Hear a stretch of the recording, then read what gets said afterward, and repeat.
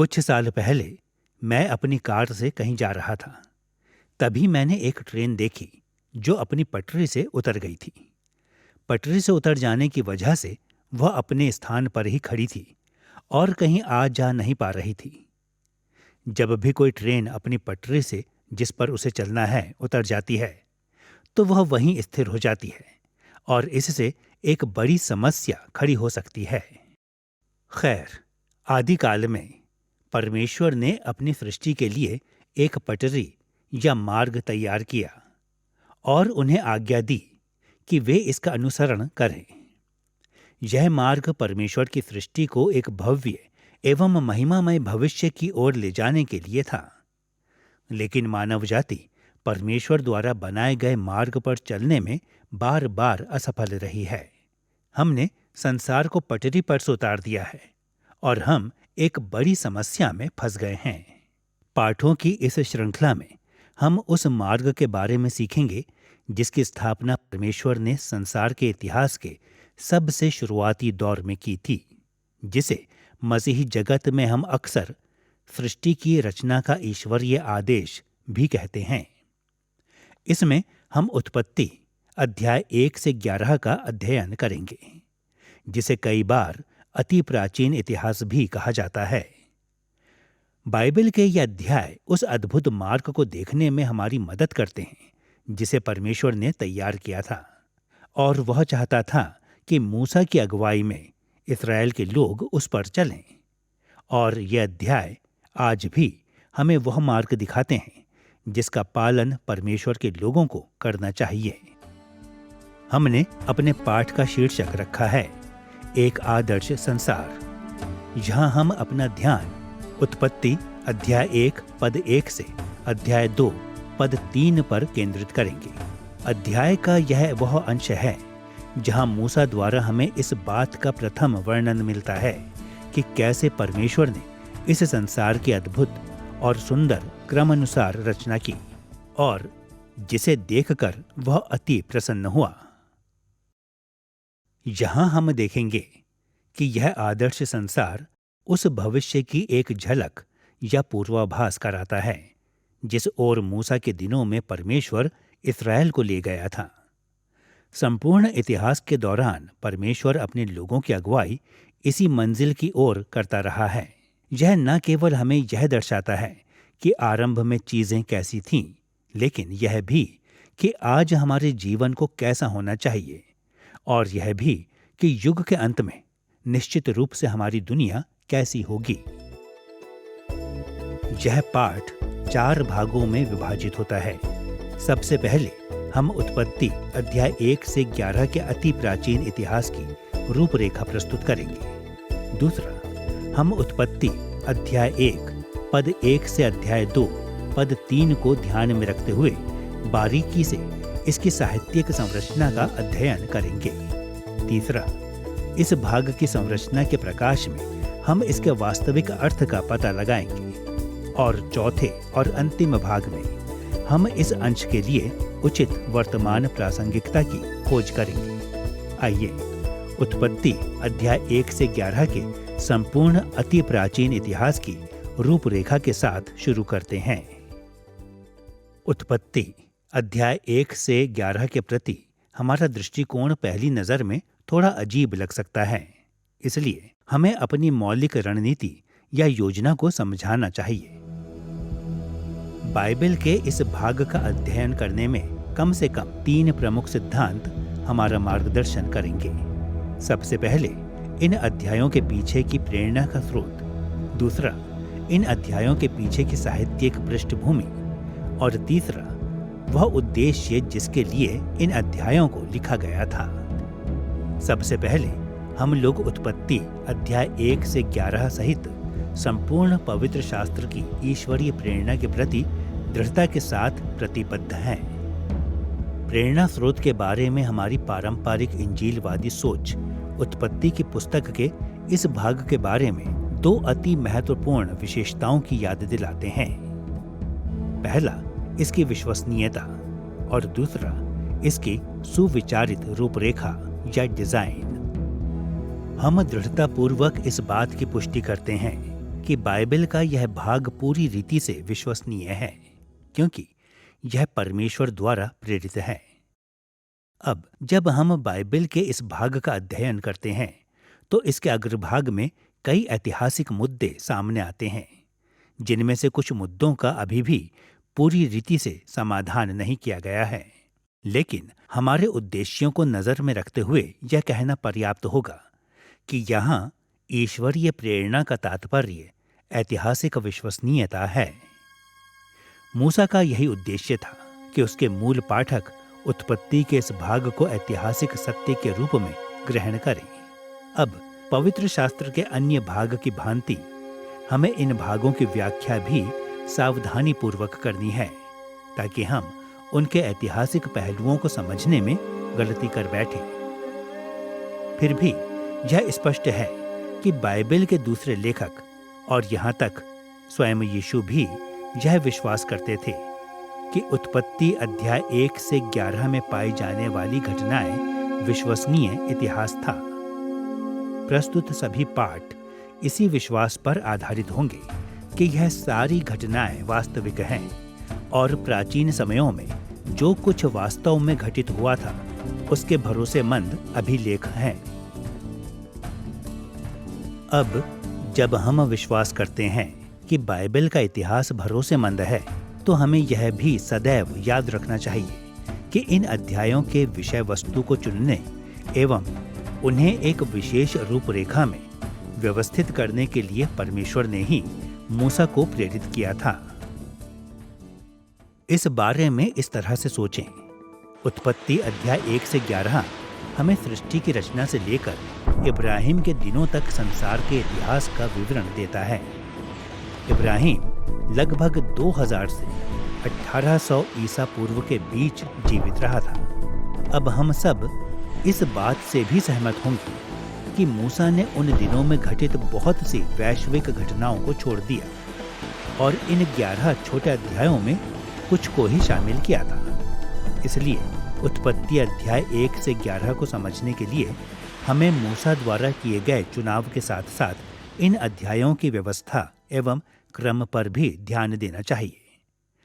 जैसे जैसे हम समझेंगे कि मूसा ने कैसे बहुत ही सुविचारित ढंग से इस अति प्राचीन इतिहास की रूपरेखा तैयार की, वैसे वैसे हम कुछ बहुत ही महत्वपूर्ण सवालों का उत्तर दे पाएंगे। परमेश्वर ने मूसा को क्यों प्रेरित किया कि वह इन छोटी छोटी बारीक जानकारियों को दर्ज करे, और क्यों उन जानकारियों को मूसा से इस तरह से व्यवस्थित कराया जैसा कि स्वयं उसी ने किया है। मूसा ने ऐसा क्यों लिखा था, इस बात को समझने के लिए हमें सबसे पहले उसके दिनों की साहित्यिक परंपराओं की पृष्ठभूमि में झांकना चाहिए। प्राचीन मध्य पूर्व का साहित्य 2 कारणों से हमारे उद्देश्य के लिए बहुत महत्वपूर्ण है।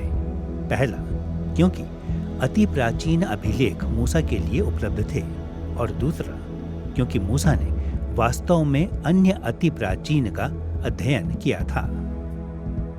पुरातत्व खोज इस बात की पुष्टि करता है कि मूसा सृष्टि की उत्पत्ति के बारे में लिखने वाला पहला व्यक्ति नहीं था। यह सुनिश्चित है कि परमेश्वर ने मूसा को प्रेरित किया था, इसलिए उसके द्वारा दिया गया विवरण सत्य है। लेकिन मूसा के द्वारा इन बातों का वर्णन करने के पहले भी मध्य पूर्व में कई राष्ट्रों और समूहों ने इस अति प्राचीन इतिहास के बारे में कई पौराणिक कथाओं एवं महाकाव्य की रचना कर दी थी। इनमें से कुछ प्राचीन लेख काफी प्रसिद्ध हैं। कई लोगों ने एनुमा एलिश या बेबीलोन वाली सृष्टि की कहानी या गिलगामेश महाकाव्य के टैबलेट 11 या बेबीलोन वाली जल प्रलय की कहानियों के बारे में सुना होगा। मिस्र और कनान में भी अति प्राचीन इतिहास की कहानियों का वृत्तांत पाया जाता है। इनके अलावा भी प्राचीन संसार में बहुत से अन्य दस्तावेज मौजूद हैं जो सृष्टि की शुरुआत और आरंभिक इतिहास के बारे में बताते हैं। और न सिर्फ यह, बल्कि इनमें से कई मध्य पूर्व काल में लिखे गए दस्तावेज मूसा की जवानी के दिनों के समय से उसके पास उपलब्ध थे। उसने मिस्र देश के शाही दरबारों में शिक्षा पाई थी और उसकी रचना और लेख इस बात को दर्शाते हैं कि वह प्राचीन संसार के साहित्य से परिचित था। जब मूसा ने परमेश्वर द्वारा प्रेरित अपने सच्चे प्राचीन इतिहास की रचना की, तब वह प्राचीन मध्य पूर्व के अन्य साहित्यिक परंपराओं से अच्छी तरह से वाकिफ था। यह जानते हुए कि अन्य अति प्राचीन अभिलेख मूसा के लिए उपलब्ध थे, अब हम अपना दूसरा प्रश्न पूछ सकते हैं। अन्य संस्कृतियों के मिथकों एवं महाकाव्यों के प्रति मूसा ने कैसे प्रतिक्रिया दी थी? जैसा कि हम पाठों की इस पूरी श्रृंखला में देखेंगे, मूसा ने नकारात्मक एवं सकारात्मक दोनों रूपों से अन्य अति प्राचीन परंपराओं के प्रति प्रतिक्रिया दी थी। झूठ का सामना करने के लिए मूसा ने स्वयं प्राचीन काल के सच्चे इतिहास को लिखा। हमें यह भी हमेशा याद रखना चाहिए कि मूसा की अगुवाई में चल रहे इस्राएली सभी तरह की सभ्यताओं और मूर्ति पूजक देश के प्रभाव में थे। उनके लिए हमेशा यह डर बना हुआ था कि कहीं वे यह ना मान बैठें कि सृष्टि की रचना बहुत से देवी देवताओं के प्रयासों और संघर्षों से हुई है, क्योंकि अगर ऐसा होता तो या तो उन्होंने अपने बाप दादाओं के सच्चे विश्वास को त्याग दिया होता, या इस सच्चाई में उन्होंने अन्य देशों की मान्यताओं और धार्मिक विश्वासों को मिला लिया होता। कई मायनों में मूसा ने सृष्टि की उत्पत्ति का इतिहास लिखा ताकि वास्तव में क्या घटित हुआ था इस बात की शिक्षा परमेश्वर के लोगों को दी जा सके। उसने दूसरे धर्मों के झूठ के खिलाफ यहोवावाद के सत्य को स्थापित करने की कोशिश की। इसके साथ ही मूसा ने अपने समय की साहित्यिक परंपराओं के विषय में सकारात्मक प्रतिक्रिया देने के द्वारा झूठी कथा कहानियों का खंडन करने के अपने उद्देश्य को पूरा किया। उसके लेखन मध्य पूर्व के अन्य अभिलेखों से मेल खाते थे। ऐसा उसने इसलिए किया ताकि वह परमेश्वर की सच्चाई को इस ढंग से बता सके जिसे इस्राएली लोग आसानी से समझ सकते थे। हालांकि मूसा के लेख एवं अन्य महत्वपूर्ण ग्रंथों के बीच कई समानताएं हैं, पर हाल के पुरातत्व खोज ने एक विशेष साहित्यिक परंपरा के साथ आश्चर्यजनक समानता की ओर इशारा किया है। 1969 में Atrahasis the Babylonian story of flood शीर्षक के तहत एक महत्वपूर्ण लेख प्रकाशित हुआ था। अब हम इस बात की पुष्टि नहीं कर सकते कि इस लेख की परंपरा कितनी पुरानी है, लेकिन हमारे लिए यह महत्वपूर्ण है क्योंकि यह एक कहानी के कई टुकड़ों को, जो पहले अलग अलग रूप में जाने जाते थे, एक साथ लेकर आता है। एट्राहसिस के महाकाव्य का ढांचा त्रिस्तरीय है। यह मनुष्य की सृष्टि से आरंभ होता है और मानव इतिहास की आरंभिक अवस्था का भी वर्णन करता है।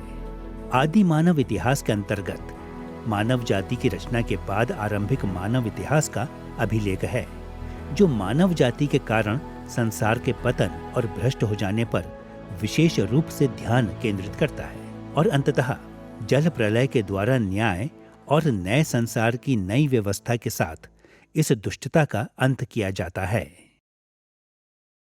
जब हम उत्पत्ति और एट्राहसिस के तुलनात्मक अध्ययन करते हैं, तो यह धारणा मजबूत होती है कि मूसा ने योजना के साथ एक व्यापक ढांचे को अपने इतिहास का आधार बनाया।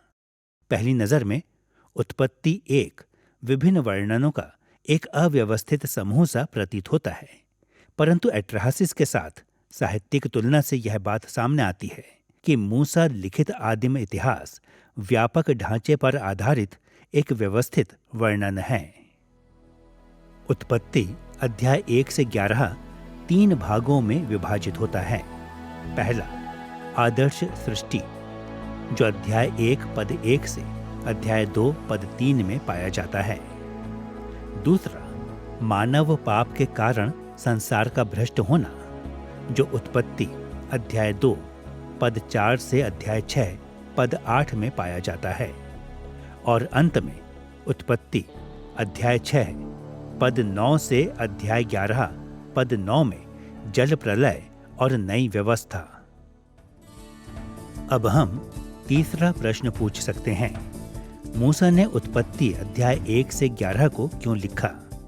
वह किस बात को अपने इस्राएली पाठकों को बताने का प्रयास कर रहा था?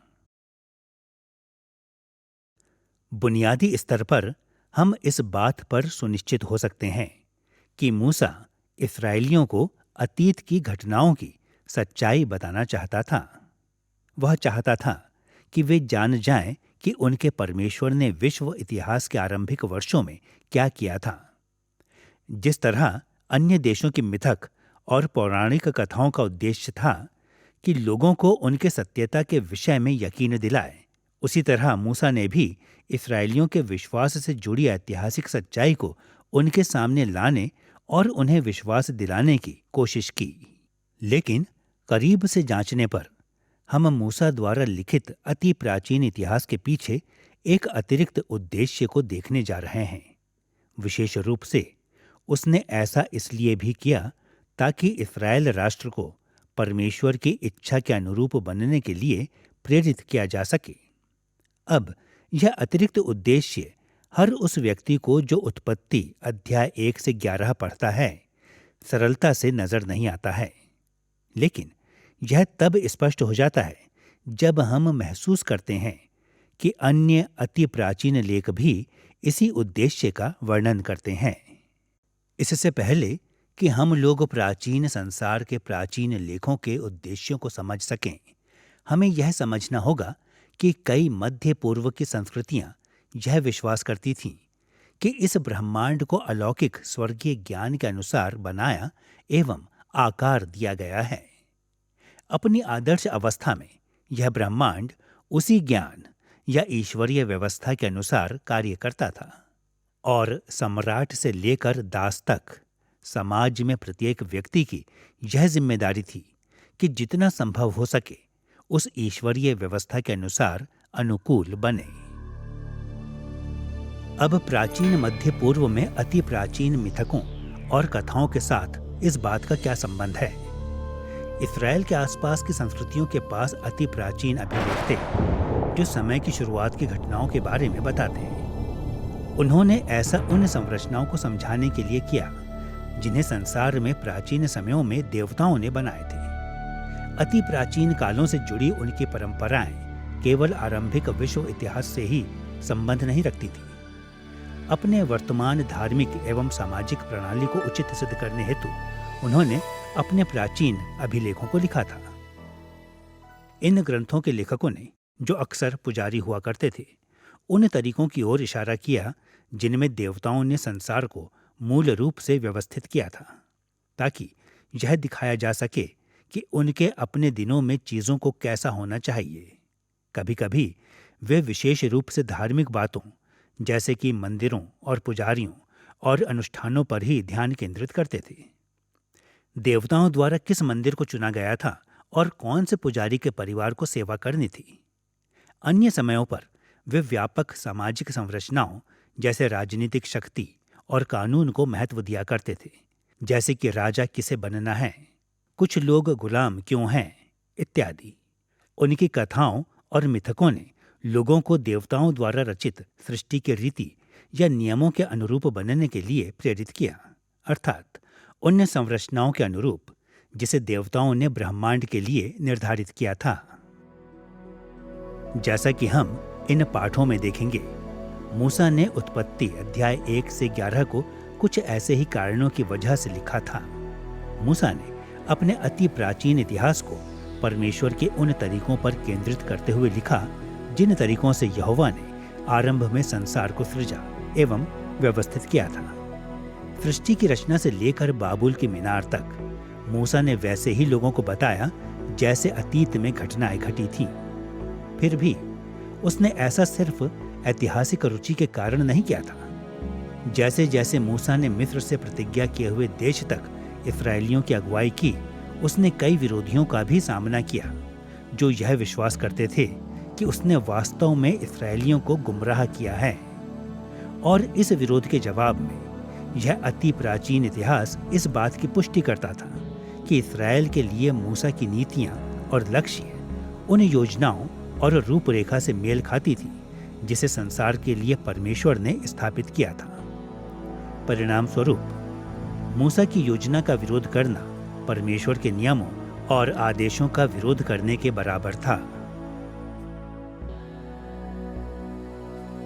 उत्पत्ति अध्याय 1 पद 1 से अध्याय 2 पद 3 में आदर्श सृष्टि के अपने लेख में मूसा ने दिखाया कि कनान देश की ओर जाने के द्वारा इस्राएल वास्तव में परमेश्वर के आदर्शों की ओर बढ़ रहा था। अध्याय 2 पद 4 से अध्याय 6 पद 8 में संसार के पाप में गिरने के विषय में लिखते हुए मूसा ने दिखाया कि मिस्र भ्रष्टाचार से भरा और कठिनाई का स्थान था, जो पाप के कारण आए परमेश्वर के श्राप के परिणाम स्वरूप हुआ था। अंत में उत्पत्ति अध्याय 6 पद 9 से अध्याय 11 पद 9 में जल प्रलय और उसके परिणाम स्वरूप नई व्यवस्था के अपने अभिलेख में मूसा ने इस्राएलियों को दिखाया कि वह उन्हें कई आशीषों के साथ नई व्यवस्था की ओर ले जा रहा था। ठीक वैसे ही जैसे उससे पहले संसार में नूह के द्वारा नई व्यवस्था और कई आशीषें आई थीं। ये अति प्राचीन तथ्य इस्राएल के भविष्य के लिए मूसा के दर्शन को पूरी रीति से उचित ठहराते थे। यदि वह इस्राएल को इस सत्य के विषय विश्वास दिला पाता है तो इस्राएल में पाए जाने वाले विश्वास योग्य लोग मिस्र से फिर जाएंगे और कनान देश को अपनी ईश्वरीय विरासत के रूप में अपना लेंगे। अब जब हमने उत्पत्ति 1 से 11 अध्यायों के अति प्राचीन इतिहास के प्रति अपने सामान्य दृष्टिकोणों को प्रस्तुत कर दिया है, हम उत्पत्ति की पुस्तक के पहले भाग को बारीकी से देखने की स्थिति में हैं। उत्पत्ति अध्याय 1 पद 1 से अध्याय 2 पद 3 में वर्णित परमेश्वर का आदर्श संसार। अधिकांश इवेंजलिकल मसीही या इंजीलवादी जब बाइबल के पहले अध्याय के बारे में सोचते हैं तो वे उन सभी विवादों के बारे में विचार करते हैं जो इसकी व्याख्या से संबंधित हैं। जैसे, क्या परमेश्वर ने 6 सामान्य दिनों में सृष्टि की रचना की? उत्पत्ति अध्याय 1 के दिन क्या एक लंबे युग या समय के बराबर थे? या क्या उत्पत्ति अध्याय 1 एक काव्य और परमेश्वर की रचनात्मक गैर ऐतिहासिक गतिविधि का पर्व मात्र है जिसका इतिहास से कोई संबंध नहीं? ये सभी दृष्टिकोणों बहुत से इंजीलवादी मसीहों या इवेंजलिस्ट के बीच स्वीकार किया जाता है। हालांकि मेरा अपना मत यह है कि उत्पत्ति अध्याय 1 सिखाती है कि परमेश्वर ने सृष्टि को 6 सामान्य दिनों में ही बनाया था। बाइबल पर विश्वास करने वाले सभी मसीही इस विचार को नहीं मानते हैं। जब हम इन पाठों में दिए गए उत्पत्ति के इन शुरुआती अध्यायों की ओर बढ़ते हैं तो हमारी चिंता इनमें पाए जाने वाले ऐतिहासिक मुद्दों के प्रति इतनी नहीं है जितनी इनमें उठने वाले साहित्यिक प्रश्नों के प्रति है। हम इस बात में ज्यादा रुचि रखते हैं कि मूसा ने इस अध्याय को कैसे और क्यों लिखा था। इन पंक्तियों में कौन सी साहित्यिक संरचनाएं दिखाई दे रही हैं और मूसा के उद्देश्य को समझने में ये संरचनाएं कैसे हमारी मदद करती हैं। हमें यह ध्यान में रखकर शुरू करना चाहिए कि इस अध्याय के 3 प्रमुख चरण हैं, अर्थात आरंभ, मध्य एवं अंत। मूसा द्वारा रचित सृष्टि की कहानी जो उत्पत्ति अध्याय 1 पद 1 से 2 में दर्ज है वह इसका आरंभिक चरण है। इन पदों की विषय वस्तु को हम अंधकारपूर्ण बेडौल संसार के रूप में सारांशित कर सकते हैं। इसके बाद अध्याय 1 पद 3 से 31 जो मध्य चरण को गठित करता है, जिसके अंतर्गत हम 6 दिन में सृष्टि की रचना या सृष्टि को व्यवस्थित करने वाले 6 दिन का विवरण पाते हैं। आखिर में अध्याय 2 पद 1 से 3 जो अंतिम चरण का हिस्सा है, जिसमें सप्त के दिन का वर्णन है या जिसे हम आदर्श संसार भी कह सकते हैं। इस पाठ में अंधकारपूर्ण बेडौल संसार से शुरू करते हुए हम इसकी संरचना के सभी 3 भागों की जांच करेंगे। दूसरा, हम इसके अंतिम भाग की जांच करेंगे जो एक आदर्श संसार से संबंध रखता है। और अंत में हम उन 6 दिनों की जांच करेंगे जिसमें परमेश्वर ने संसार को व्यवस्थित किया था। आइए पहले उत्पत्ति अध्याय 1 पद 1 से 2 के अंधकारपूर्ण बेडौल संसार की ओर देखते हैं। उत्पत्ति अध्याय 1 के पहले भाग को देखने पर हम पृथ्वी पर फैली वाली अव्यवस्था और परमेश्वर की आत्मा के बीच एक बहुत ही प्रभावशाली तनाव को देखते हैं। पद 1 में शीर्षक देने के द्वारा और पद 2 में संसार की शुरुआती दशा का वर्णन करने के द्वारा अध्याय 1 पद 1 से 2 की आरंभिक पद एक मंच तैयार करती है। अध्याय 1 पद 2 में मूसा ने इसे किस तरह प्रस्तुत किया है उसे सुनिए। पृथ्वी बेडौल और सुनसान पड़ी थी और गहरे जल के ऊपर अंधियारा था तथा परमेश्वर का आत्मा जल के ऊपर मंडराता था। इस पद में हम एक तरह के प्रभावशाली तनाव को महसूस करते हैं जो इस पूरे अध्याय में बना हुआ है। इस तनाव के एक ओर पृथ्वी बेडौल और सुनसान पड़ी है। यह जैसा कि इब्रानी भाषा में कहा गया है टोहू व बोहू। यह इब्रानी वाक्य बाइबल में बार बार देखने को नहीं मिलता है, इसलिए हमारे लिए इसका सटीक अर्थ मालूम करना मुश्किल है। लेकिन कई विद्वानों का मानना है कि पृथ्वी निवास करने लायक नहीं थी, मानव जीवन के प्रतिकूल थी। बहुत कुछ उन रेगिस्तान या बयाबान के जैसी जिसमें मानव जीवन के पनपने की कोई गुंजाइश नहीं थी। अतः इस पद की शुरुआत में हम देखते हैं कि एक निर्जन अंधकारपूर्ण आदिमकालीन अव्यवस्थित गहरे जल ने पूरी पृथ्वी को ढक रखा है। तनाव में दूसरा तत्व भी है जो अध्याय 1 पद 2 में दिखाई देता है। मूसा ने लिखा कि परमेश्वर का आत्मा जल के ऊपर मंडराता था। जो इब्रानी शब्द यहाँ पर इस्तेमाल किया गया है वह है मेर खेफेत, जिसका अर्थ है ऊपर उड़ना या ऊपर मंडराना। इस तरह हम इस अध्याय की शुरुआत में एक बहुत ही नाटकीय दृश्य को देखते हैं। एक ओर हम पृथ्वी पर अव्यवस्था को देखते हैं और दूसरी तरफ उसी अव्यवस्था और बेडौलपन के ऊपर परमेश्वर का आत्मा मंडराता था। परमेश्वर पृथ्वी पर फैली अव्यवस्था और बेडौलपन को दूर करने हेतु कार्यवाही करने के लिए तैयार था। इस प्रारंभिक नाटकीय तनाव ने कई प्रश्नों को जन्म दिया है। परमेश्वर का आत्मा क्या करेगा? बेडौलपन का क्या होगा? शुरुआती पदों के इस प्रारंभिक नाटकीय तनाव को ध्यान में रखकर अब हम मूसा द्वारा लिखित अभिलेख के अंतिम भाग में इस तनाव के समाधान के विषय में चर्चा करेंगे। उत्पत्ति अध्याय 2 पद 1 से 3 में पाया जाने वाला आदर्श संसार। इस भाग की संरचना बहुत स्पष्ट एवं सरल है। यह अध्याय 2 पद 1 में एक सारांश के साथ शुरू होता है कि परमेश्वर ने अपने रचनात्मक कार्य को पूरा कर लिया है और अध्याय 2 पद 2 से 3 में परमेश्वर के विश्राम करने के साथ समाप्त होता है। उत्पत्ति अध्याय 2 पद 2 से 3 में हम इन वचनों को पढ़ते हैं। और परमेश्वर ने अपना काम जिसे वह करता था 7वें दिन समाप्त किया और उसने अपने किए हुए सारे काम से 7वें दिन विश्राम किया। और परमेश्वर ने 7वें दिन को आशीष दी और पवित्र ठहराया।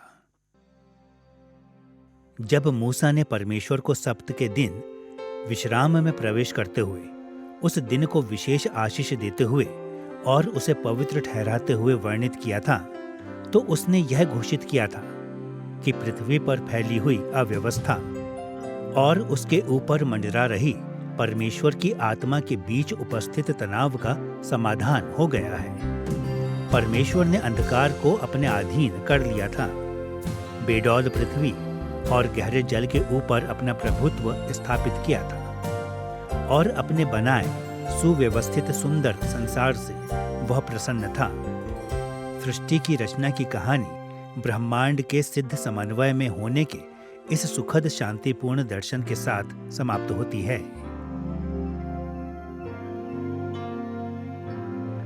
अब जब हमने यह समझ लिया है कि मूसा द्वारा रचित सृष्टि के आरंभ का वृत्तांत किस तरह से शुरू एवं समाप्त होता है, तो हमें इस अनुच्छेद के मध्य भाग पर भी विचार करना चाहिए, जो इस बात का विवरण देता है कि कैसे बेडौल संसार और उसके ऊपर मंडरा रही परमेश्वर की आत्मा के बीच के तनाव का समाधान हुआ था।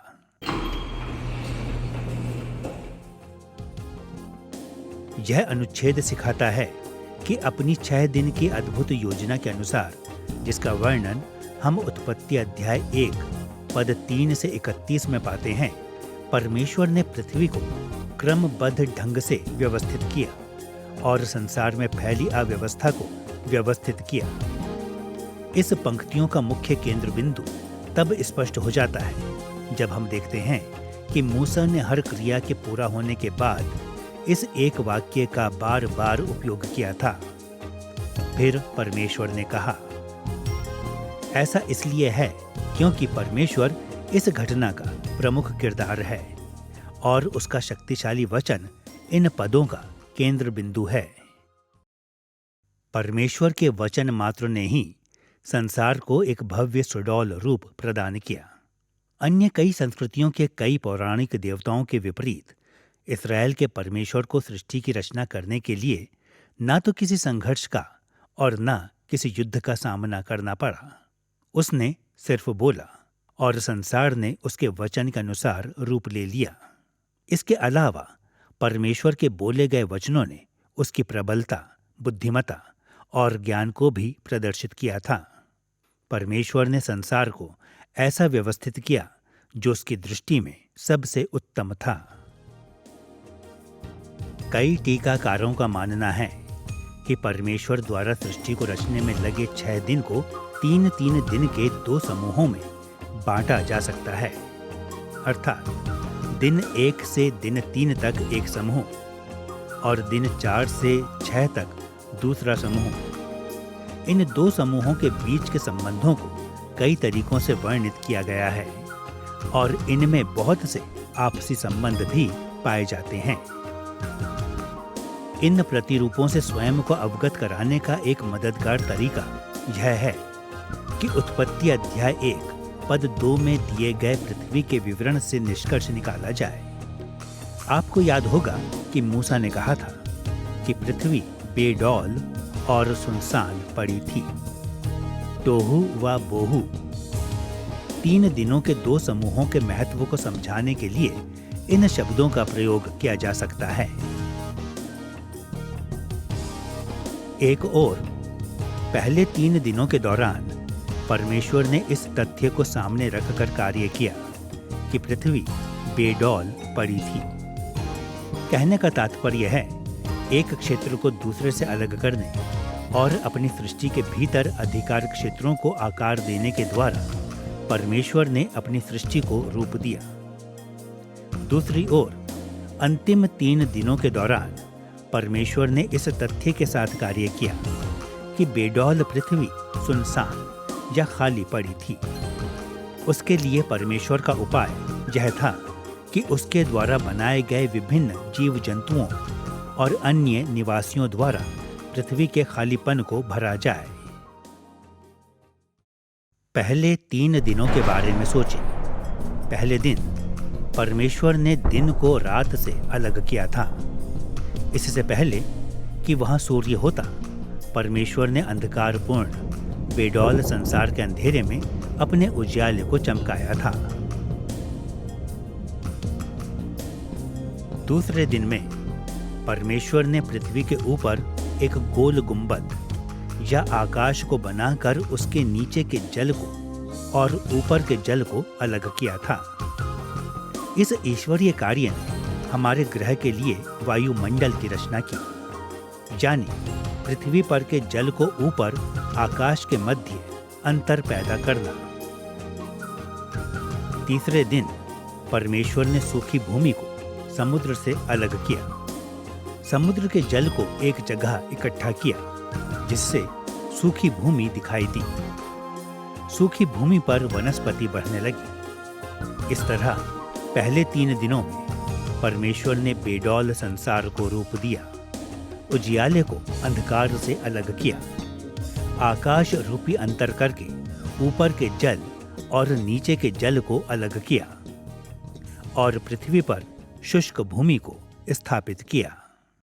मूसा के अभिलेख के अनुसार एक बार जब परमेश्वर ने पहले 3 दिनों के दौरान अधिकार क्षेत्रों को बनाने के द्वारा पृथ्वी के बेडौलपन को एक स्वरूप दे दिया, तो उसने अपने अंतिम 3 दिनों में इन क्षेत्रों में रहने के लिए निवासियों या प्राणियों की सृष्टि की और पृथ्वी के खालीपन को भरा। चौथे दिन परमेश्वर ने उजियाले और अंधियारे के जगहों को भरने के लिए, जिन्हें उसने पहले दिन में बनाया था, आकाश में सूर्य, चंद्रमा और सितारों को रचा। इन आकाशीय निकायों को दिन और रात पर अलग अलग प्रभुता करने और प्रकाश देने के लिए आकाश में रखा गया था। 5वें दिन परमेश्वर ने आकाश में पक्षियों और समुद्रों में समुद्री जीवों को रखा। इन जीवों ने ऊपर आकाश और नीचे समुद्र के जल को भर दिया, जिन्हें परमेश्वर ने दूसरे दिन बनाया था। अंत में 6ठे दिन परमेश्वर ने सूखी भूमि पर जानवरों और मनुष्य को रखा। इन निवासियों ने सूखी भूमि को भरा, जिसे परमेश्वर ने तीसरे दिन समुद्र से बाहर निकाला था। मूसा ने सारी सृष्टि और उनके निवासियों को अपने अपने स्थान में एकत्र किया। एक शब्द में परमेश्वर ने अंधकारपूर्ण बेडौल संसार को एक भव्य और उत्कृष्ट रूप दिया, और ऐसा करने के लिए उसने 6 दिनों का उपयोग किया। उसका कार्य इतना अद्भुत था कि 6 बार परमेश्वर ने कहा, अच्छा है। और जब उसने मानव जाति को सूखी भूमि पर रहने के लिए बनाया, तो उसने कहा, वह बहुत ही अच्छा है। मूसा ने यह पूरी तरह स्पष्ट कर दिया कि परमेश्वर ने जो कुछ बनाया था उससे वह अत्यधिक प्रसन्न था। इस तरह हम देखते हैं कि उत्पत्ति अध्याय 1 पद 1 से अध्याय 2 पद 3 एक बहुत ही सुविचारित जटिल संरचना है। यह अध्याय संसार के बेडौलपन और उसके ऊपर मंडराती परमेश्वर की आत्मा के साथ शुरू होता है। 6 दिनों तक परमेश्वर ने अव्यवस्थित संसार को अपने वचन के द्वारा व्यवस्थित किया था। इसके फलस्वरूप 7वें दिन परमेश्वर अपने द्वारा लाई गई आदर्श व्यवस्था से प्रसन्न हुआ, और उसने सब्त के दिन विश्राम का आनंद लिया। अब जबकि हमने उत्पत्ति अध्याय 1 पद 1 से अध्याय 2 पद 3 के बड़े साहित्यिक संरचना का अध्ययन कर लिया है, तो हम यह देखने के लिए तैयार हैं कि इन पंक्तियों के वास्तविक या मूल अर्थ को कैसे व्यक्त किया गया है। हमने पहले ही देख लिया है कि बड़े पैमाने पर मूसा के अति प्राचीन इतिहास का उद्देश्य इस्राएल के निर्गमन और विजय को यह दिखाने के द्वारा सत्यापित करना था कि इस्राएली लोग उस व्यवस्था के कितने अनुरूप हैं जिसे परमेश्वर ने संसार के शुरुआती दौर में स्थापित किया था। लेकिन उत्पत्ति अध्याय 1 पद 1 से अध्याय 2 पद 3 के विशेष वृत्तांत में इस सामान्य उद्देश्य ने किस तरह से अपने आप को प्रकट किया है, किस तरह मूसा ने इस्राएल के लिए अपनी सेवा को सृष्टि की कहानी के साथ जोड़ा।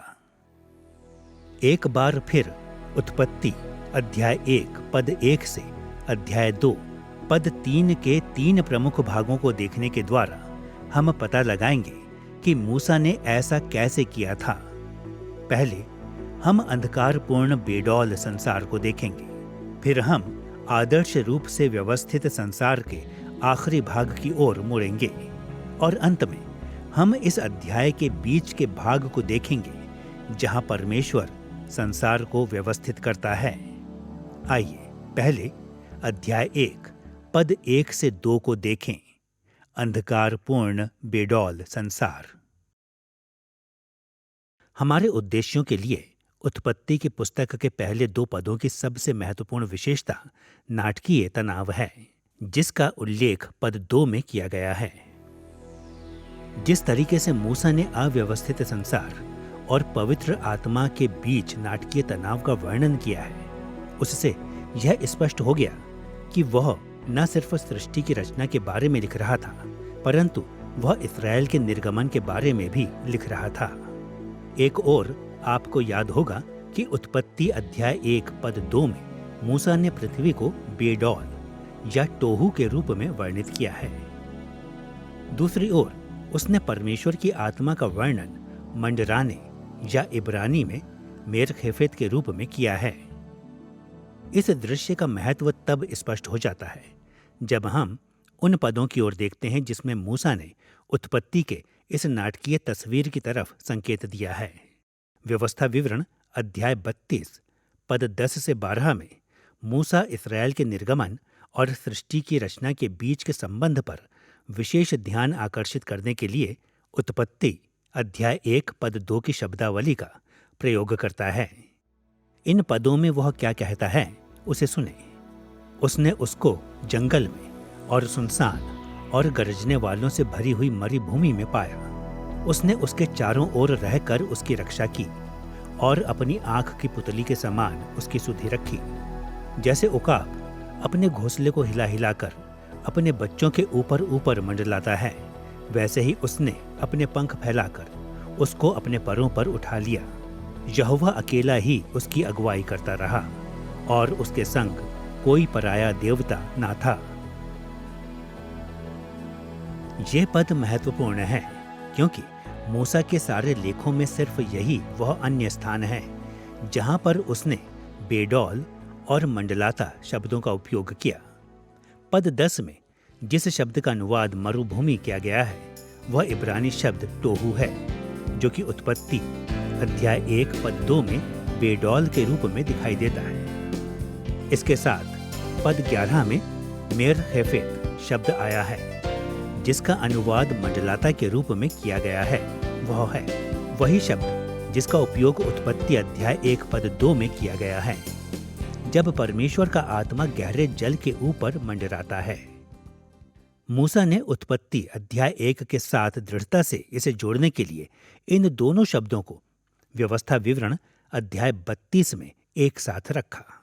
लेकिन इन शब्दों के उपयोग मात्र से इस संबंध को कैसे बनाया गया था? व्यवस्था विवरण अध्याय 32 में मरुभूमि और मंडराता शब्दों के क्या अर्थ थे? पहले स्थान पर मूसा ने मरुभूमि शब्द को मिस्र के लिए प्रयोग किया था। अध्याय 32 में हम इन शब्दों को पढ़ते हैं। उसने उसको जंगल में और सुनसान और गरजने वालों से भरी हुई मरुभूमि में पाया। दूसरे स्थान पर जब मूसा इस्राएल देश को प्रतिज्ञा किए हुए देश की ओर ले जा रहा था, तो इस्राएल के साथ परमेश्वर की उपस्थिति संभवतः बादल और आग के खंभे के लिए उसने मंडराता शब्द का प्रयोग किया। अध्याय 32 पद 10 से 11 में हम इन शब्दों को पढ़ते हैं। उसने उसके चारों ओर रहकर उसकी रक्षा की और अपनी आंख की पुतली के समान उसकी सुधि रखी। जैसे उकाब अपने घोंसले को हिला हिलाकर अपने बच्चों के ऊपर ऊपर मंडलाता है, वैसे ही उसने अपने पंख फैलाकर उसको अपने परों पर उठा लिया। कई मायनों में हम व्यवस्था विवरण अध्याय 32 पद 10 से 12 को उत्पत्ति अध्याय 1 पद 2 में अपने स्वयं के कार्य पर मूसा की व्याख्या के रूप में समझ सकते हैं। यह हमें उत्पत्ति के पहले अध्याय को लिखने के पीछे उसके उद्देश्य के प्रति अंतर्दृष्टि प्रदान करता है। व्यवस्था विवरण अध्याय 32 हमारी यह समझने में मदद करता है कि मूसा ने सृष्टि की रचना और मिस्र से इस्राएल के छुटकारे के बीच समानांतर परिस्थिति को देखा।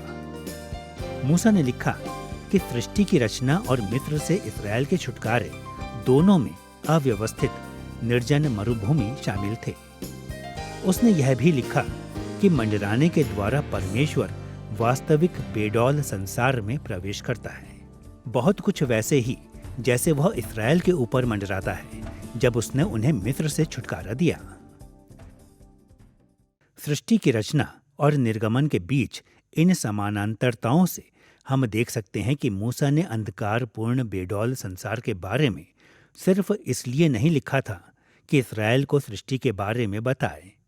उसने सृष्टि की रचना में परमेश्वर के कार्य को एक आदि रूप, एक नमूने या एक रूपावली के रूप में भी पेश किया था, जो बताता था कि उसके दिनों में इस्राएल देश के लिए परमेश्वर क्या कार्य कर रहा था। जब मूसा ने सृष्टि की रचना में परमेश्वर के मूल कार्यों का वर्णन किया, तो उसने अपने पाठकों को यह दिखाने का प्रयास किया कि उनका मिस्र से निकलकर उसके पीछे चलने का निर्णय गलत नहीं है, बल्कि सृष्टि की रचना का लेख यह साबित करता था कि मिस्र से उनका छुटकारा परमेश्वर का एक शक्तिशाली कार्य था। इस्राएल को मिस्र की अव्यवस्था से छुटकारा देने के द्वारा परमेश्वर संसार को फिर से व्यवस्थित कर रहा था, जैसा कि उसने शुरुआत में किया था।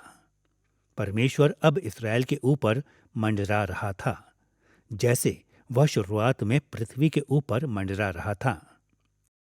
गलती होने के बजाय मिस्र से निर्गमन एक ऐसा कार्य था जिसमें परमेश्वर संसार को अपनी इच्छा के अनुसार व्यवस्थित करने में कार्यरत था। सारांश में, मिस्र से इस्राएल का छुटकारा सृष्टि की पुनः रचना से कम नहीं था। उत्पत्ति एक अध्याय की शुरुआत और इस्राएल के निर्गमन वाले अनुभव के बीच समानांतरता को ध्यान में रखकर जब हम अंतिम भाग को देखते हैं, तो हम इस दृष्टिकोण की पुष्टि को देख सकते हैं, अर्थात अध्याय 2 पद 1 से 3 में आदर्श रूप से व्यवस्थित संसार। आपको याद होगा कि सृष्टि की कहानी परमेश्वर के विश्राम में जाने के साथ समाप्त होती है। उत्पत्ति अध्याय 2 पद 2 से 3 में विश्राम के लिए इब्रानी शब्द है शबत, या जैसा कि हम इसे कहते हैं सब्त। और यह शब्दावली एक अन्य तरीके से सृष्टि की कहानी को इस्राएल के निर्गमन से जोड़ती है। मूसा और इस्राएली लोग शबत शब्द का प्रयोग मुख्यतः उन अनुष्ठानों की ओर इशारा करते हुए करते थे जिनका आनंद वे मूसा की व्यवस्था के अनुसार उठाएंगे। वास्तव में निर्गमन अध्याय 20 में 10 आज्ञाओं को सूचीबद्ध करते हुए मूसा ने समझाया कि इस्राएल को सब्त का पालन करना है, क्योंकि उत्पत्ति अध्याय 2 में परमेश्वर ने ऐसा करने की आज्ञा दी थी। तू विश्राम दिन को पवित्र मानने के लिए स्मरण रखना, क्योंकि 6 दिन में यहोवा ने आकाश और पृथ्वी और समुद्र और जो कुछ उनमें है सबको बनाया, और 7वें दिन विश्राम किया। जब इस्राएल ने उत्पत्ति की पुस्तक में पढ़ा कि परमेश्वर ने 7वें दिन विश्राम किया, तो वे उत्पत्ति की कहानी को सब्त के अनुष्ठानों और 10 आज्ञाओं के साथ जोड़ने से स्वयं को रोक नहीं पाए।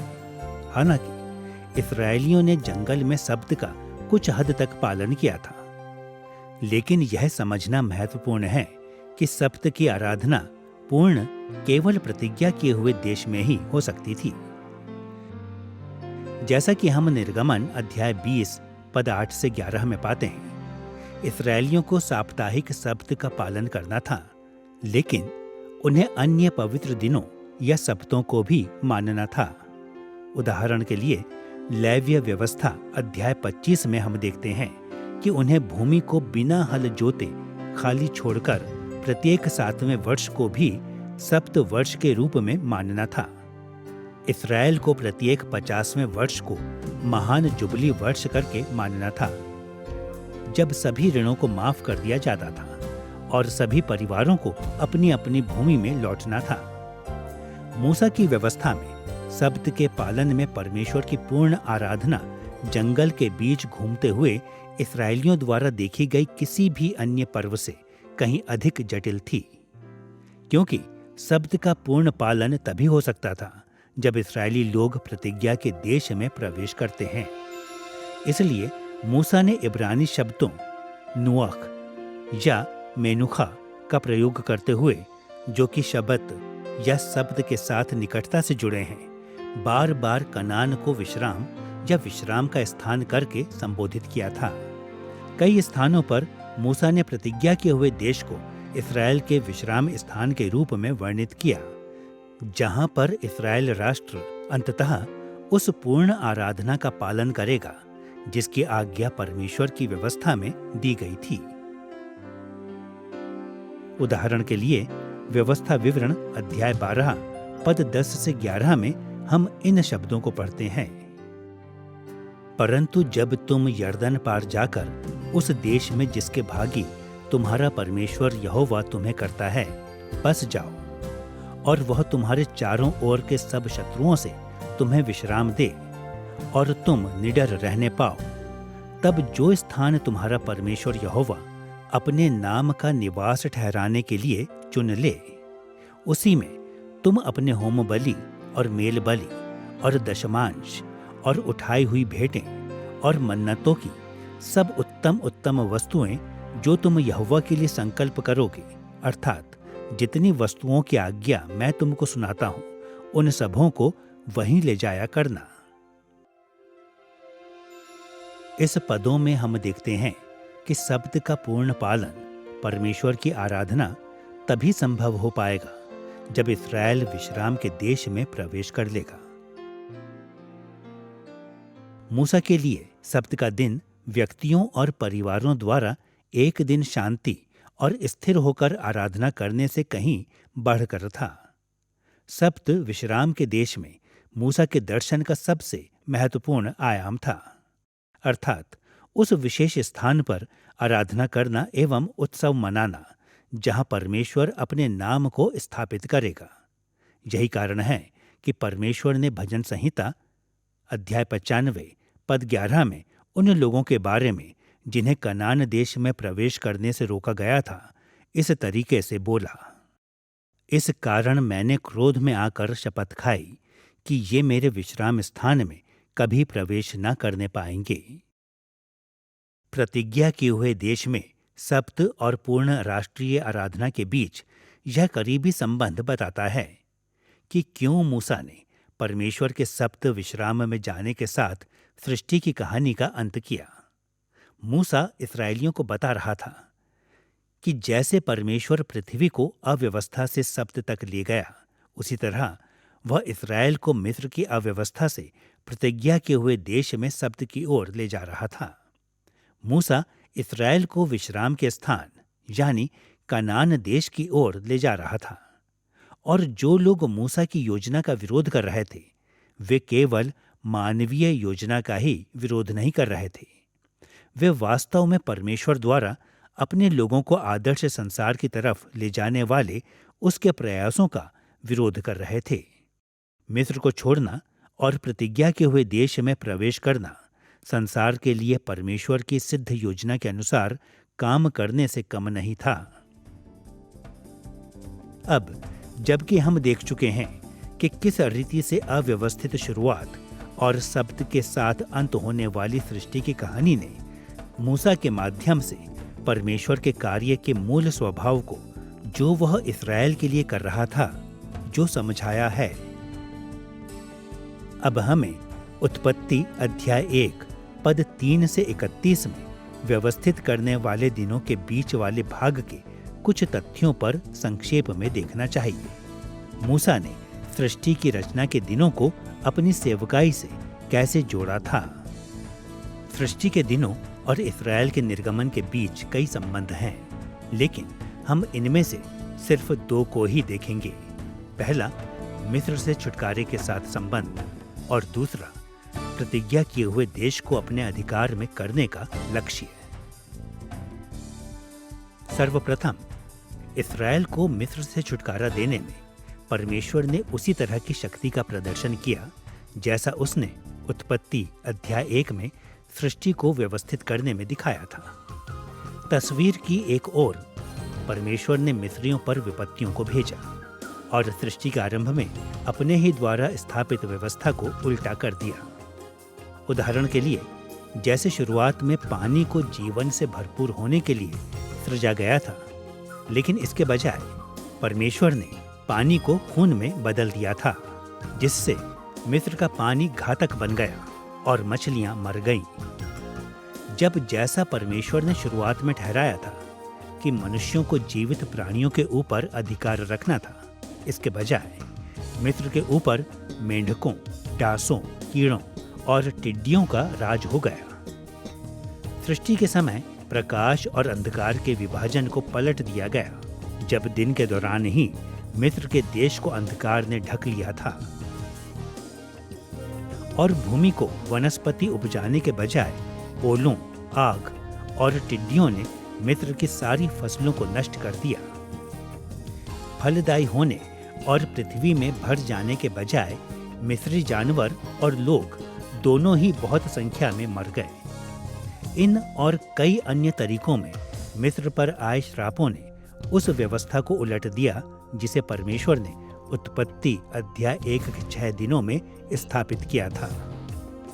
विपत्तियों के दौरान मिस्र देश वास्तव में आदिकाल की अव्यवस्था की ओर लौट गया था। इसमें कोई आश्चर्य की बात नहीं कि मूसा ने उसे बेडौल, बंजर मरुभूमि कहकर इस्राएल से वह स्थान छोड़ने का आह्वान किया था। कोई भी इस्राएली व्यक्ति जो यह विश्वास करता था कि मिस्र में जीवन अच्छा था, उसे मूसा की सृष्टि वाली कहानी पर विचार करना होता था। मिस्र में उनका अनुभव उन विचारों से एकदम विपरीत था जैसा मिस्री लोग स्वयं अपने देश के बारे में सोचा करते थे। मिस्री लोग विश्वास करते थे कि वह देश देवताओं द्वारा आशीषित था और कुछ हद तक कम से कम कुछ इस्राएली लोग भी इस बात पर विश्वास करते थे। लेकिन मूसा ने स्पष्ट कर दिया था कि मिस्र देश परमेश्वर के आदर्श रूप से व्यवस्थित संसार के विपरीत बन गया था, जबकि यहाँ पर मिस्र के साथ यह विरोधाभास एकदम स्पष्ट दिखाई देते हैं। दूसरी तरफ सृष्टि के 6 दिन और मिस्र के छुटकारे के मध्य एक सकारात्मक समानता भी है। जबकि मिस्रियों ने अपने देश को आदिकाल की अव्यवस्था की ओर लौटते देखा, इस्राएलियों ने उन तरीकों से परमेश्वर को अपने पक्ष में संसार को व्यवस्थित करते देखा जो कि सृष्टि के 6 दिनों से मेल खाता था। उनका पानी ताज़ा और जीवन देने वाला बना रहा। उनके स्थानों में मेंढकों और टिड्डियों का राज नहीं था। उन्होंने प्रकाश का आनंद उठाया, जबकि मिस्री लोगों को अंधेरे में पीड़ित होना पड़ा। इस्राएलियों के खेत उपजाऊ बने रहे, उनके जानवर सुरक्षित थे और इस्राएली लोग मिस्र में रहते हुए बहुत बढ़ते गए और इससे भी अधिक सृष्टि के ऊपर अपने नियंत्रण के आश्चर्यजनक अद्भुत प्रदर्शन करते हुए परमेश्वर ने लाल समुद्र को रोक कर रखा और इस्राएलियों के सामने सूखी भूमि को प्रकट किया, ठीक वैसे ही जैसे सृष्टि के तीसरे दिन वह प्रकट हुई थी। इस्राएल की ओर से परमेश्वर द्वारा किए गए प्राकृतिक आश्चर्य कर्म अनोखे या नए नहीं थे। परमेश्वर के यह कार्य कई तरह से उन कार्यों की याद दिलाते थे जिसे परमेश्वर ने उत्पत्ति अध्याय 1 के दिनों में संसार को व्यवस्थित करते हुए किया था। उत्पत्ति अध्याय 1 में जिस तरीके से परमेश्वर ने पृथ्वी को व्यवस्थित किया था और जिस तरीके से उसने इस्राएलियों को मिस्र से छुड़ाया था, इनके बीच समानताओं ने मूसा के पाठकों को दिखाया कि उनकी ओर से किया गया परमेश्वर का कार्य सृष्टि के उसके कार्य के समानांतर था। मिस्र से उनके निर्गमन में होकर परमेश्वर ने संसार को फिर से आकार दिया, जैसा कि उसने शुरुआत में किया था। मिस्र से छुटकारा न केवल सृष्टि के दिनों की याद दिलाता था, बल्कि शुरुआत में जिस व्यवस्था को परमेश्वर ने स्थापित किया था वह उसी तरीके से कनान देश में जीवन की अपेक्षा करता था। जब इस्राएल प्रतिज्ञा किए हुए देश में पहुंचेगा तो प्रकृति उपजाऊपन और आनंद के साथ उचित रीति से व्यवस्थित की जाएगी। इसी कारण से परमेश्वर ने कनान को दूध और शहद की धाराओं वाला देश कहा था। इसके अलावा प्रतिज्ञा किए हुए देश में इस्राएली लोग परमेश्वर के उसी स्वरूप को धारण करेंगे जैसा कि उसे 6वें दिन में स्थापित किया गया था। विशेष रूप से ध्यान दें कि उत्पत्ति अध्याय 1 पद 28 में परमेश्वर ने मानव जाति से कहा, फूलो फलो और पृथ्वी में भर जाओ और उसको अपने वश में कर लो।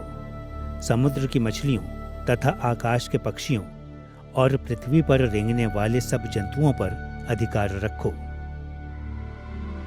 हालांकि इस्राएल ने मिस्र में भी इस आशीष का कुछ अनुभव किया था, परंतु यह कनान देश ही था जहां पर परमेश्वर इस्राएल को और अधिक मात्रा में प्रतिष्ठित करेगा। मूसा के नेतृत्व में इस्राएली लोग उस स्थान की ओर अग्रसर थे जहां सृष्टि में वे इस आदर्श पदवी को प्राप्त करने में सफल होंगे। उस बात को लेव्य व्यवस्था अध्याय 26 पद 9 में सुनिए, जिसकी प्रतिज्ञा परमेश्वर ने की थी कि इस्राएल के देश में विश्वास योग्य इस्राएलियों के साथ क्या होगा।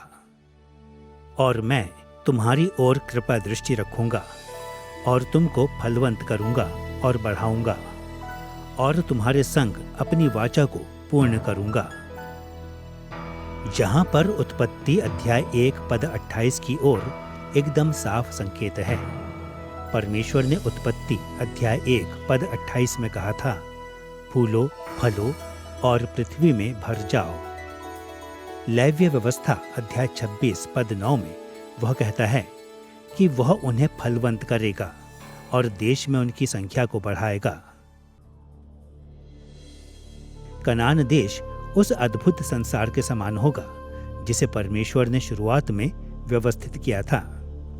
कनान स्वाभाविक सद्भाव का स्थान होगा जहां पर परमेश्वर का स्वरूप इस पृथ्वी पर अपनी वास्तविक भूमिका को पूरा करने में सक्षम होगा। हमने उन कुछ ही तरीकों को देखा है जिनमें सृष्टि के 6 दिन मूसा के दिनों में इस्राएल के अनुभव से जुड़ते हैं, लेकिन इस नमूने से हम देखते हैं कि परमेश्वर ने जिस तरीके से ब्रह्मांड को व्यवस्थित किया, उस विषय में मूसा का यह अभिलेख सिर्फ एक लेख नहीं था। वह केवल इतिहास की कहानी नहीं था। उसने सृष्टि के 6 दिनों का वर्णन उन तरीकों से किया जो उसके इस्राएली पाठकों को अपने जीवनों में जो घटित हो रही बातों को स्पष्ट रूप से देखने में मदद मिले।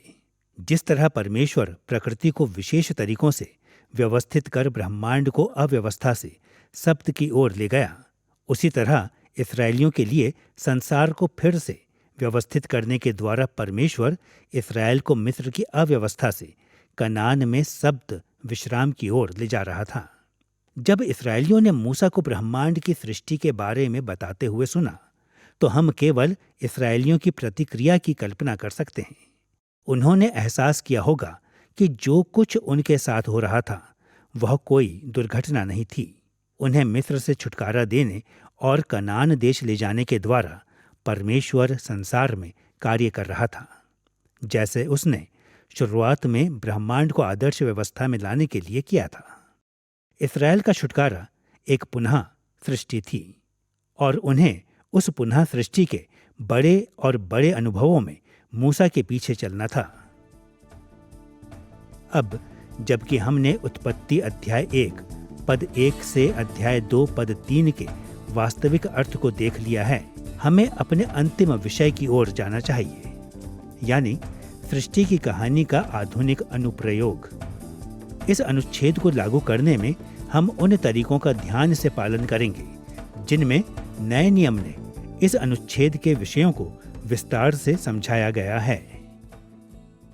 नए नियम के लेखक परमेश्वर द्वारा संसार की सृष्टि के बारे में उन्हें बताने के लिए उत्पत्ति अध्याय 1 पर बहुत ज्यादा निर्भर थे।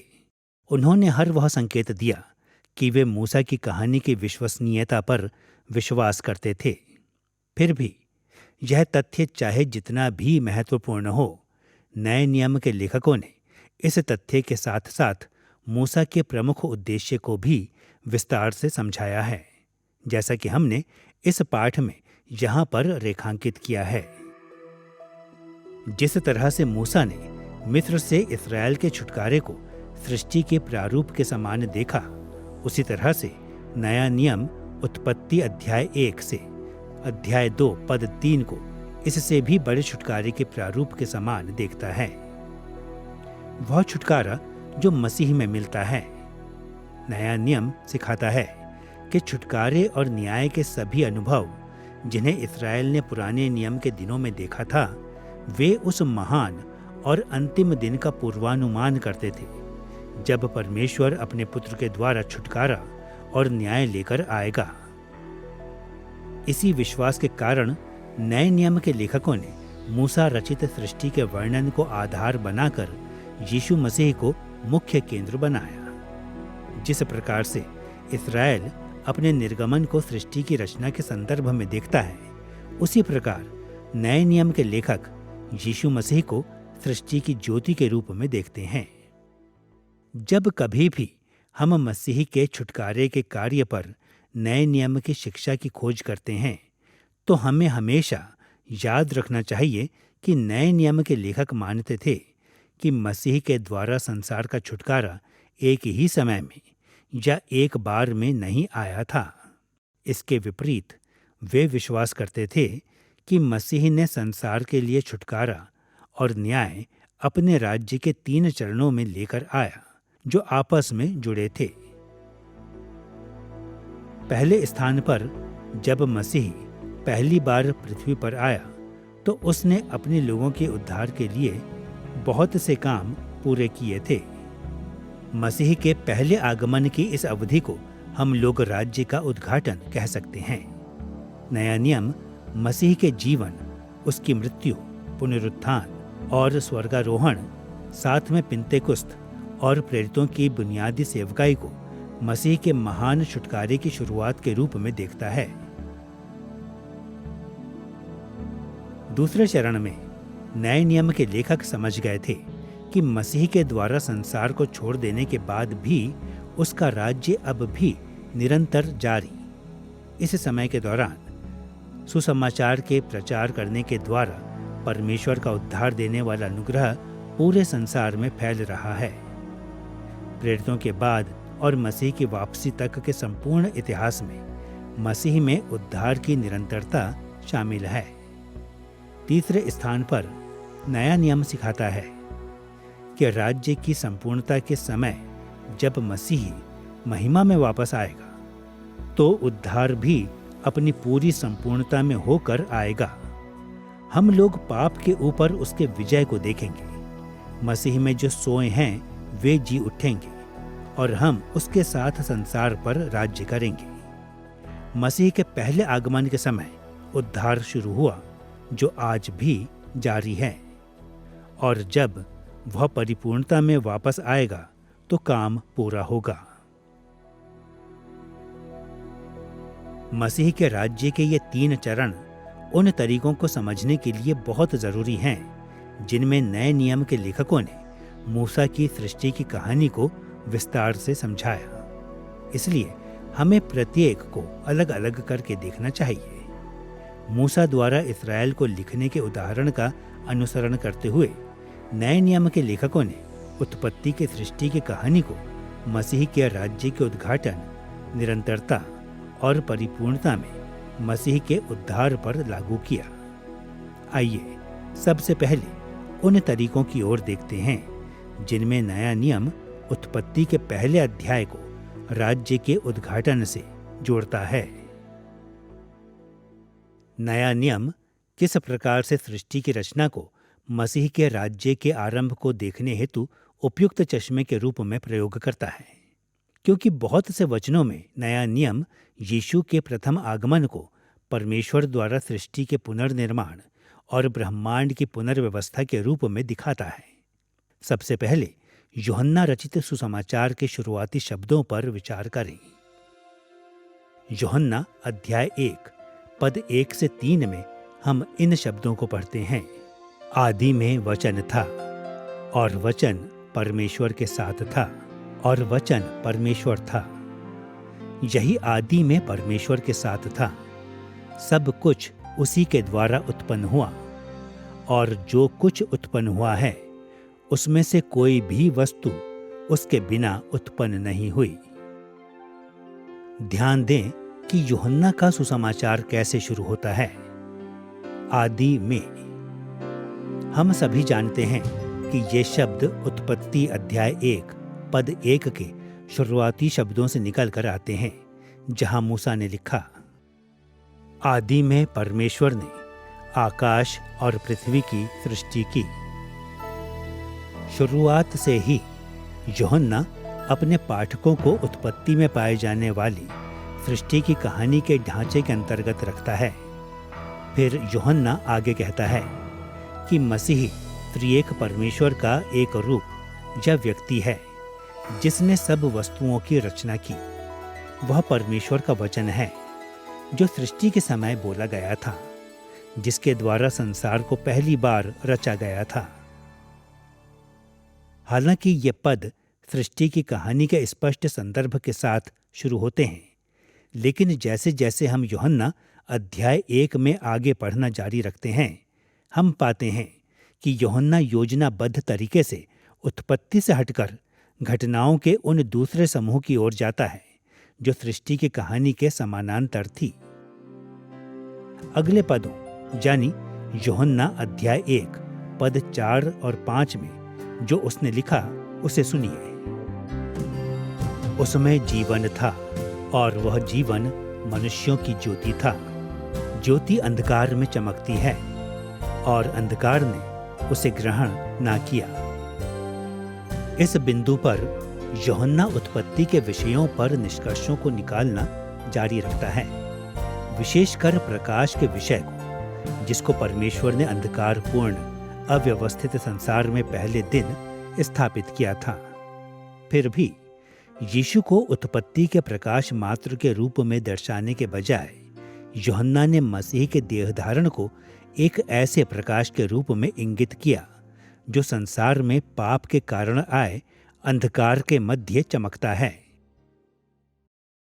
सृष्टि से ध्यान हटाकर मसीह के आगमन पर जाने के द्वारा यूहन्ना ने उजागर किया था कि मसीह में संसार के पापमय अंधकार के विरुद्ध चमकने के द्वारा परमेश्वर संसार की अव्यवस्था के विरुद्ध में काम किया, ठीक वैसे ही जैसे उसने शुरुआत में किया था। कुछ ऐसा ही विषय दूसरा कुरिन्थियों अध्याय 4 पद 6 में दिखाई देता है। वहां पौलुस ने अपनी सेवकाई की महिमा की कुछ इस रीति से व्याख्या की है, इसलिए कि परमेश्वर ही है जिसने कहा, अंधकार में से ज्योति चमके, और वही हमारे हृदयों में चमका कि परमेश्वर की महिमा की पहचान की ज्योति यीशु मसीह के चेहरे से प्रकाशमान हो।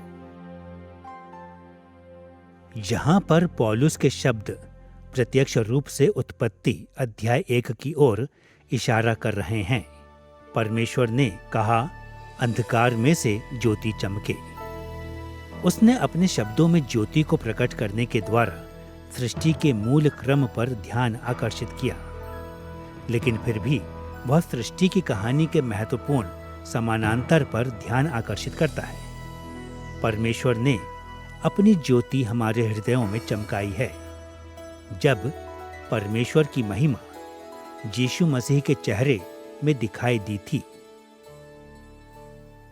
प्रेरित ने कहा कि मसीह के राज्य का उद्घाटन यानी वह समय जब मसीह का चेहरा पृथ्वी पर दिखाई दिया जा सकता था को सबसे अच्छे तरीके से तब समझा गया जब इसे परमेश्वर के मूल सृजनात्मक कार्य के आदि रूप से संबंधित किया गया था।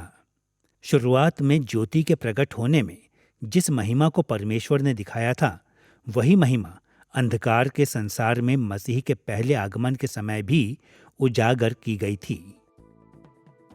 इन दोनों अनुच्छेदों से हम मूसा की सृष्टि की कहानी के मसीही दृष्टिकोण में एक आवश्यक तथ्य को पाते हैं। मसीह के अनुयायी मसीह के पहले आगमन यानी राज्य के उद्घाटन के दौरान परमेश्वर द्वारा किए गए कार्यों की एक तस्वीर और पूर्वानुमान उत्पत्ति अध्याय 1 में देख सकते हैं। कई मायनों में आप और मैं भी उन्हीं तरह की परीक्षाओं का सामना करते हैं जिनका कि मूसा के पीछे चलने वाले इस्राएलियों ने किया था। जैसे अद्भुत कार्य परमेश्वर ने इस्राएल को मिस्र से छुड़ाते वक्त किया था, वैसा ही अद्भुत कार्य उसने मसीह में किया था जब वह पहली बार इस संसार में आया। फिर भी हम 2000 साल पहले मसीह में परमेश्वर द्वारा किए गए महान कार्य को अक्सर समझने में असफल हो जाते हैं। एक अनभिज्ञ मनुष्य के दृष्टिकोण से देखें तो मसीह का जीवन बहुत महत्वपूर्ण नहीं लगता। इसको बड़े आसानी से यह सोचकर नजरअंदाज किया जा सकता है कि यह भी उस समय में घटित हुई कई महत्वहीन घटनाओं में से एक है। जब हम मसीह के बारे में इस प्रकार से सोचने की परीक्षा में पड़ते हैं तो हमें नए नियम के दृष्टिकोण को याद करना चाहिए। पृथ्वी पर मसीह का आना परमेश्वर द्वारा अंतिम बार इस संसार को पुनः व्यवस्थित करने की शुरुआत थी। परमेश्वर संसार को पाप और मृत्यु के अव्यवस्थित अंधकार से छुटकारा दे रहा था। यीशु का पहला आगमन उस प्रक्रिया को शुरू करता है जिसमें परमेश्वर अपनी सृष्टि को अपने और अपने स्वरूप के लिए सदा महिमा में वास करने हेतु अद्भुत अनंत काल तक जीवन देने वाला स्थान बनाएगा। हमने मसीह पर और केवल उसी पर अपना विश्वास बनाए रखने के द्वारा एकदम सही कदम उठाया है। अभी तक हमने देखा कि मसीह के पहले आगमन के महत्व को समझाने के लिए नया नियम सृष्टि की कहानी का उपयोग करता है। अब हम देख सकते हैं कि नया नियम राज्य की निरंतरता को, यानी मसीह के पहले और दूसरे आगमन के बीच की अवधि को भी पुनः सृष्टि के रूप में मानता है।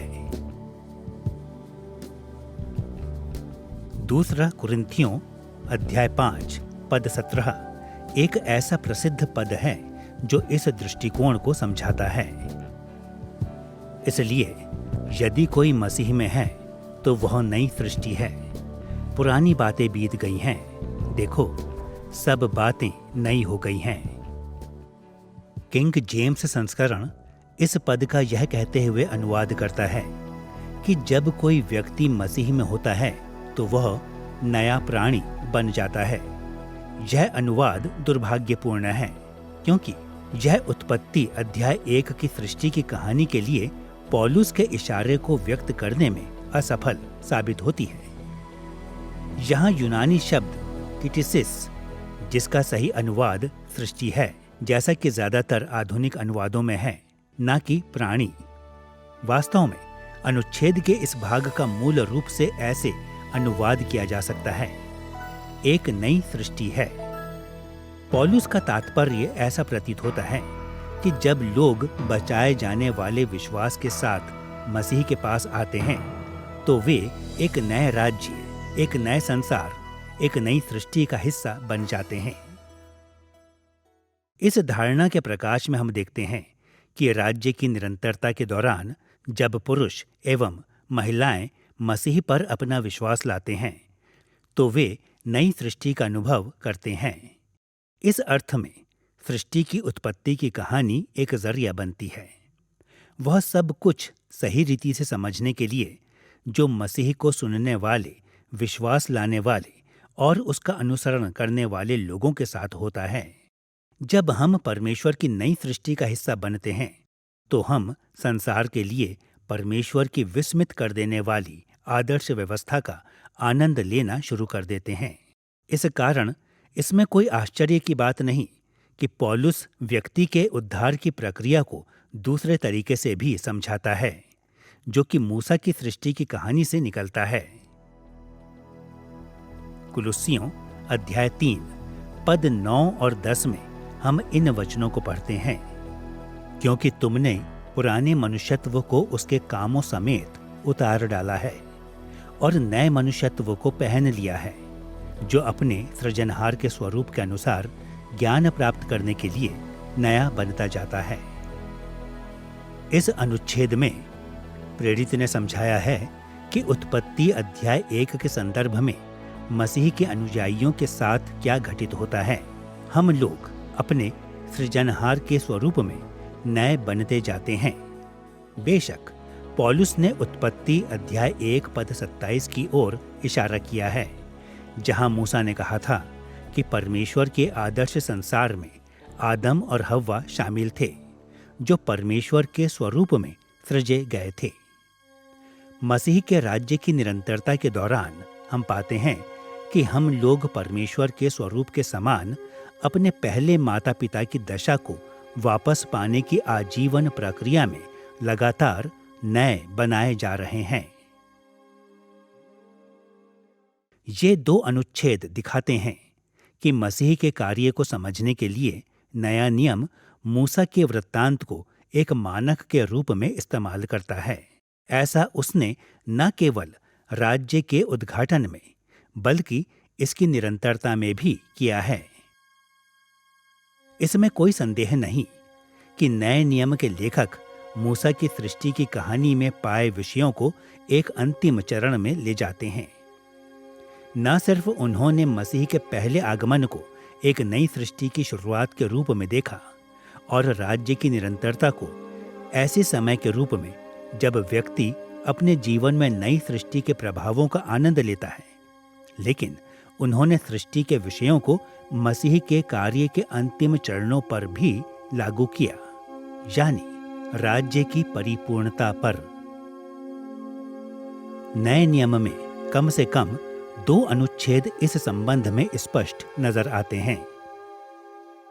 पहला, इब्रानियों अध्याय 4, जो मूसा की सृष्टि की कहानी के संदर्भ में मसीह की वापसी की ओर इशारा करता है, क्योंकि 7वें दिन के विषय में उसने कहीं यूं कहा है, परमेश्वर ने 7वें दिन अपने सब कामों को निपटा करके विश्राम किया।